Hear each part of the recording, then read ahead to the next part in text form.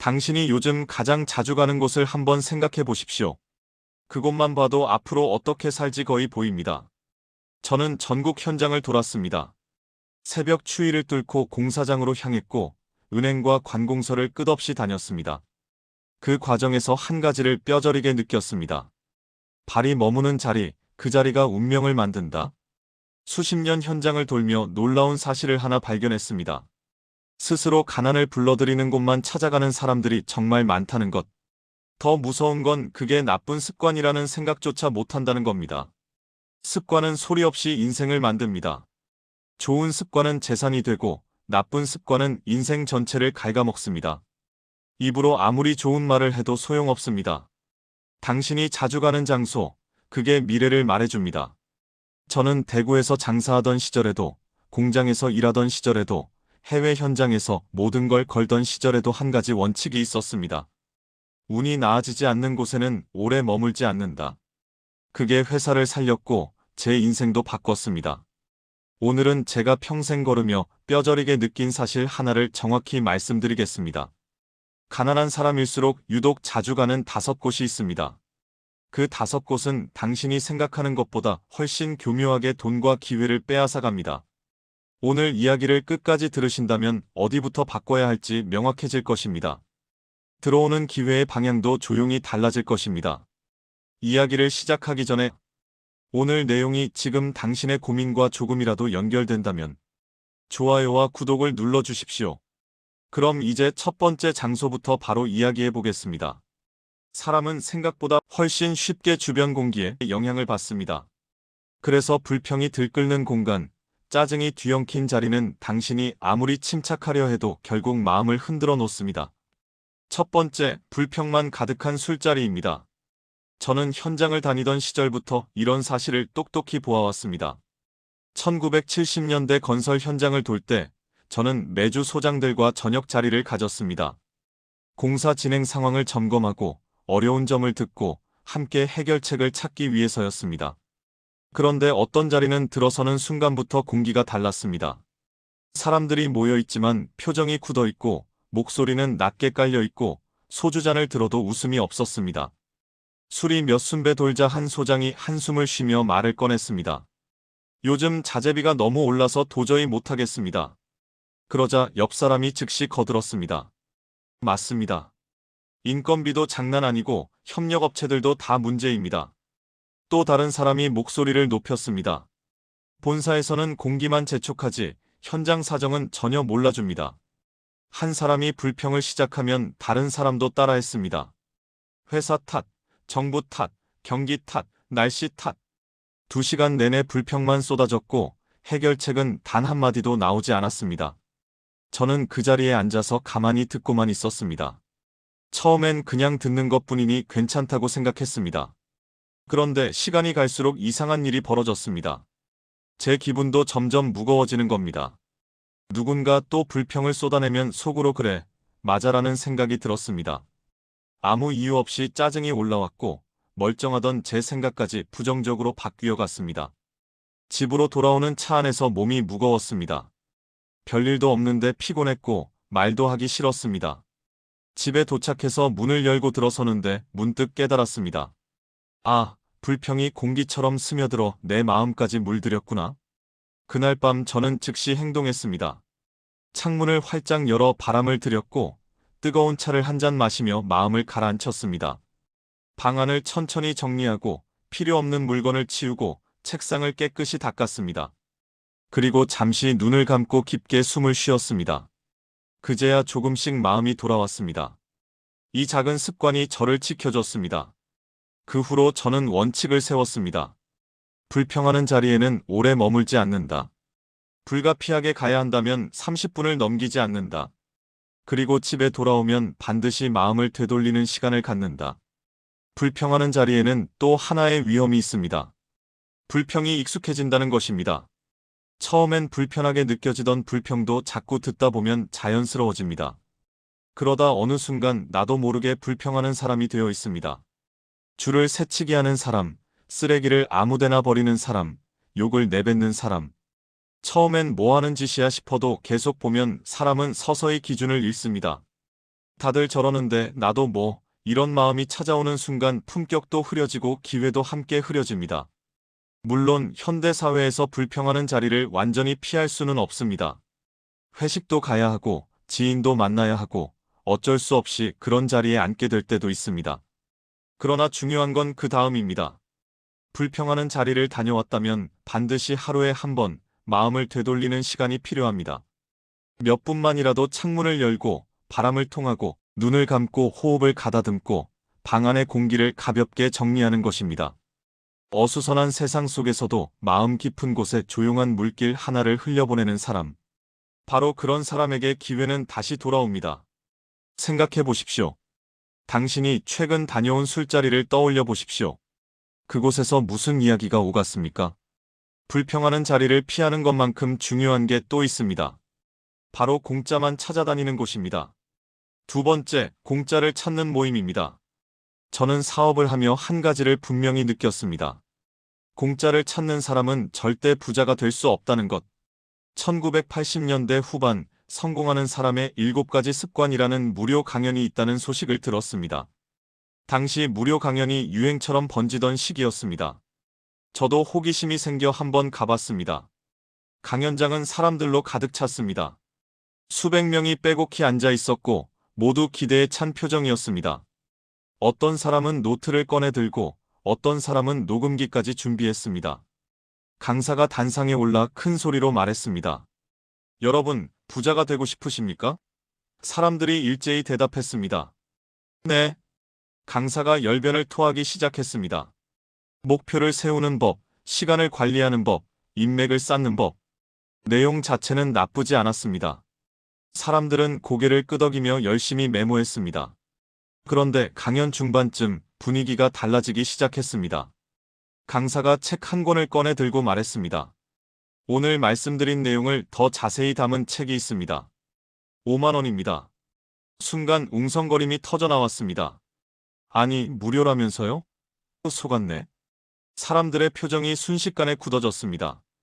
하나둘 자리에서 일어나기 시작했습니다. 가방을 챙기는 소리, 의자를 끄는 소리, 불만 섞인 한숨 소리. 5분도 안 돼서 절반 가까이 나갔습니다. 남은 사람들도 팔짱을 끼고 불만스러운 표정으로 앉아만 있었습니다. 저는 그 광경을 보며 자리에서 일어났습니다. 밖으로 나오는데 귀에 들리는 말들이 있었습니다. 시간 낭비했네. 공짜인 줄 알고 왔는데. 다음엔 절대 안 와. 집으로 돌아오는 길에 생각했습니다. 저 사람들은 배우러 온 게 아니구나. 그냥 얻으러 온 거구나. 배움은 노력이 필요하지만 얻는 건 그냥 받기만 하면 되니까. 공짜를 찾는 순간 진지함이 사라지는 겁니다. 그날 밤 깨달았습니다. 공짜를 찾는 사람은 돈을 내지 않으니 책임도 없고 책임이 없으니 집중하지 못하고 집중하지 못하니 배우지 못한다는 것을. 그리고 1년 뒤에도 여전히 다음 공짜를 찾아다니게 된다는 것을. 공짜에는 또 하나의 문제가 있습니다. 값을 치르지 않은 것은 소중하지 않다는 것입니다. 생각해 보십시오. 공짜로 받은 자료를 끝까지 읽은 적이 있습니까? 무료로 들은 강연 내용을 실천해 본 적이 있습니까? 대부분 가방 속에서 잊히거나 컴퓨터 폴더에서 사라집니다. 돈을 낸다는 건 단순히 금액을 지불하는 게 아닙니다. 책임을 진다는 의미이고 결과에 집중한다는 약속입니다. 돈을 내는 순간 사람은 달라집니다. 돈을 냈으니 반드시 가져가야지라는 마음이 생깁니다. 물론 세상에는 좋은 무료 콘텐츠도 많습니다. 유튜브에도 훌륭한 강의가 있고 도서관에도 좋은 책이 있습니다. 공짜가 무조건 나쁘다는 게 아닙니다. 그러나 중요한 건 태도입니다. 공짜를 찾는 태도로 살아가느냐, 투자하는 태도로 살아가느냐. 그 차이가 10년 뒤 당신의 삶을 완전히 다르게 만듭니다. 저는 사업을 하며 수없이 봤습니다. 공짜만 찾아다니던 사람들은 10년이 지나도 여전히 공짜를 찾고 있었습니다. 통장 잔고도 그대로, 하는 일도 그대로, 삶도 그대로였습니다. 반대로 돈을 내고 배우는 사람들은 달랐습니다. 배운 것을 즉시 실천했고, 실천한 결과가 쌓였고, 그 축적이 인생을 바꿨습니다. 생각해 보십시오. 당신은 최근 한 달 동안 배움에 얼마를 투자했습니까? 공짜만 찾아다니지 않았습니까? 그리고 그 공짜로 얻은 것 중에 실제로 당신의 삶을 바꾼 게 있습니까? 공짜를 찾는 곳만큼이나 피해야 할 곳이 또 있습니다. 바로 과거만 이야기하는 자리입니다. 세 번째, 과거만 이야기하는 자리입니다. 저는 현장을 다니며 이런 사람들을 많이 봤습니다. 과거에 사는 사람들. 과거 이야기는 편합니다. 이미 끝난 일이고 바꿀 필요도 없고 책임질 것도 없습니다. 그때는 좋았어. 그때는 할 수 있었어. 그때는 잘 나갔어라고 말하면 됩니다. 하지만 지금은 아무것도 하지 않습니다. 1985년 봄, 대학 동창회에 초대받았습니다. 20년 만에 만나는 친구들이었습니다. 반가운 마음에 찾아갔습니다. 모임 장소에 도착하니 이미 여러 명이 와 있었습니다. 악수하고 포옹하고 얼굴을 보며 반가워했습니다. 야, 오랜만이다. 그래, 정말 오래됐어. 자리에 앉아 술이 몇 잔 돌자 이야기가 시작됐습니다. 한 친구가 웃으며 말했습니다. 야, 기억나니? 우리 학교 다닐 때 그 선생님. 다른 친구가 맞장구 쳤습니다. 맞아. 그때 우리 정말 말썽 많이 피웠지. 또 다른 친구가 끼어들었습니다. 그때가 정말 좋았어. 지금은 말끝을 흐렸지만 표정은 어두웠습니다. 1시간이 지나고 2시간이 지났습니다. 그런데 이야기가 계속 20년 전으로만 흘렀습니다. 학창 시절, 옛날 선생님, 그때 그 친구, 그 사건. 현재는 없었고 미래는 더더욱 없었습니다. 저는 그 자리에 앉아서 답답함을 느꼈습니다. 누군가 요즘 뭐 하세요? 라고 물어도 대답은 짧았습니다. 그냥 회사 다녀. 그리고 다시 과거로 돌아갔습니다. 집으로 돌아오는 차 안에서 생각했습니다. 저 친구들은 20년 전에 멈춰 있구나. 몸은 지금을 살고 있지만 마음은 과거에 갇혀 있구나. 그날 밤 깨달았습니다.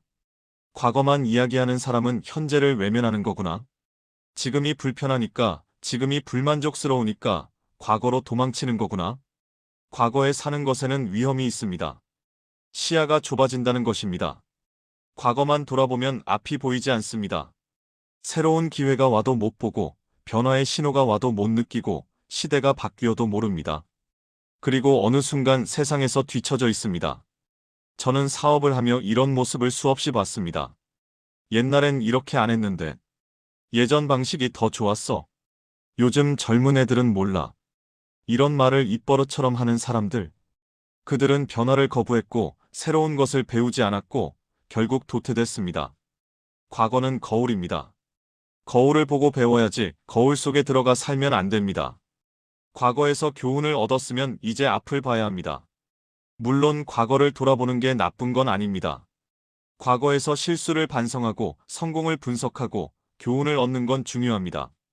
그러나 중요한 건 목적입니다. 과거를 보는 이유가 미래를 준비하기 위함인가? 아니면 현재를 회피하기 위함인가? 그 차이가 당신의 10년을 결정합니다. 저는 그 후로 과거만 이야기하는 자리는 피했습니다. 누군가 그때는 마리아로 이야기를 시작하면 조용히 화제를 바꾸거나 자리를 떠났습니다. 제 시간은 미래를 준비하는 데 써야 했습니다. 과거에 머무는 사람들은 공통점이 있습니다. 현재가 불만족스럽다는 것입니다. 지금의 삶이 만족스러우면 굳이 과거로 도망갈 이유가 없습니다. 그래서 과거만 이야기하는 자리는 결국 불만의 자리입니다. 지금을 인정하지 못하는 사람들의 도피처입니다. 생각해 보십시오. 당신이 최근 만난 사람들과 무슨 이야기를 나눴습니까? 과거 이야기였습니까? 아니면 미래 이야기였습니까? 그리고 당신 자신은 어떻습니까? 요즘 그때는 마리아라는 말을 자주 하지 않습니까? 과거에 사는 것도 위험하지만 더 심각한 건 따로 있습니다. 바로 남에게 책임을 떠넘기는 것입니다. 네 번째, 남 탓만 하는 사람들입니다. 저는 현장을 다니며 한 가지를 분명히 봤습니다. 남 탓하는 사람은 절대 성장하지 못한다는 것. 1978년 중동 건설 현장에서의 일입니다. 공사가 예정보다 크게 지연됐습니다. 저는 현지로 직접 날아가 상황을 점검했습니다. 현장 사무실에 소장들을 불렀습니다. 분위기가 무겁게 가라앉아 있었습니다. 저는 조용히 물었습니다. 왜 공사가 늦어졌습니까? 한 소장이 먼저 입을 열었습니다. 자재가 늦게 도착해서 못했습니다. 저는 다시 물었습니다. 자재는 언제 주문했습니까? 그가 머뭇거리며 대답했습니다. 한 달 전입니다. 하지만 본사에서 늦게 보냈습니다. 다른 소장도 말했습니다. 인력이 부족해서 진행이 안 됐습니다. 저는 차분히 물었습니다. 언제 인력을 요청했습니까? 그가 대답했습니다. 보름 전입니다. 하지만 인사팀에서 제때 안 보내줬습니다. 또 다른 소장이 끼어들었습니다. 날씨가 너무 더워서 작업이 어려웠습니다. 모두 남 탓이었습니다. 본사 탓, 자재팀 탓, 인사팀 탓, 날씨 탓. 자기 책임은 단 한마디도 없었습니다. 저는 그들을 똑바로 보며 물었습니다. 그럼 당신들은 뭘 했습니까? 아무도 대답하지 못했습니다. 침묵만 흘렀습니다. 저는 다시 물었습니다. 자재가 늦을 걸 예상했습니까? 대책은 세웠습니까? 여전히 침묵이었습니다. 인력이 부족한 걸 알았으면 작업 순서를 바꿨어야 하지 않습니까? 고개만 숙였습니다. 그 순간 깨달았습니다. 남 탓하는 사람은 생각을 멈춘 사람이구나. 문제를 남에게 떠넘기는 순간 해결책 찾기를 포기하는 거구나. 남 탓에는 무서운 함정이 있습니다. 편하다는 것입니다. 실패를 남에게 돌리면 당장은 마음이 편합니다. 내 잘못이 아니니까, 나는 최선을 다했으니까, 어쩔 수 없었으니까. 하지만 그 편함이 당신의 성장을 막습니다. 왜냐하면 남 탓을 하는 순간 배움이 멈추기 때문입니다. 실패를 남에게 돌리면 자기는 반성하지 않고, 반성하지 않으면 배우지 못하고, 배우지 못하면 똑같은 실패를 반복합니다. 저는 그 현장에서 몇 달을 더 머물렀습니다. 소장들의 태도를 지켜봤습니다. 변명하는 사람은 계속 변명했고, 결과는 나아지지 않았습니다.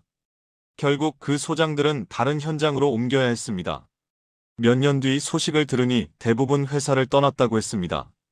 남 탓하는 사람들에게는 공통점이 있습니다. 주변에 사람이 없다는 것입니다. 처음엔 사람들이 이해해줍니다. 그래, 힘들었겠네. 운이 안 좋았구나. 하지만 같은 말을 2번, 3번, 10번 들으면 사람들은 떠납니다. 왜냐하면 남 탓하는 사람과 함께 있으면 자기도 탓받을까봐 두렵기 때문입니다. 그래서 남 탓하는 사람 주변에는 결국 아무도 남지 않습니다. 반대로 책임을 지는 사람은 성장합니다.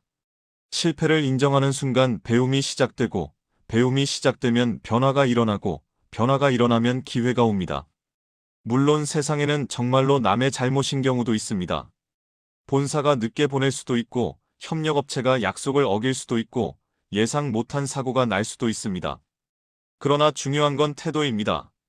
남의 잘못이니까 어쩔 수 없어라고 멈추느냐, 그래도 내가 할 수 있는 게 뭐가 있을까라고 생각하느냐?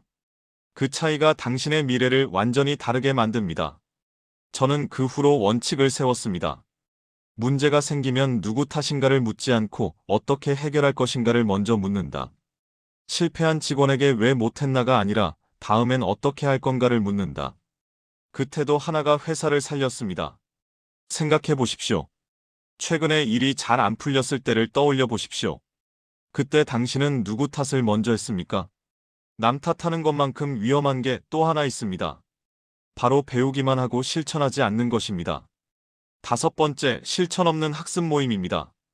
저는 평생 이것 하나만큼은 확신했습니다. 배움과 실천은 완전히 다르다는 것. 배움은 중요합니다. 하지만 배우기만 하고 실천하지 않으면 그건 배움이 아닙니다.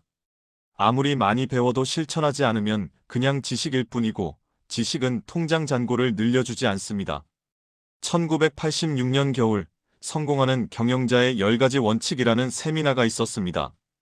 유명한 경영 컨설턴트가 강사였고 참가비도 만만치 않았습니다. 저도 시간을 내서 참석했습니다. 세미나장에 들어서니 수백 명이 앉아 있었습니다. 모두 노트를 펼쳐놓고 펜을 들고 열심히 메모할 준비를 하고 있었습니다. 강연이 시작됐습니다. 목표 설정, 시간 관리, 인맥 구축, 투자 전략.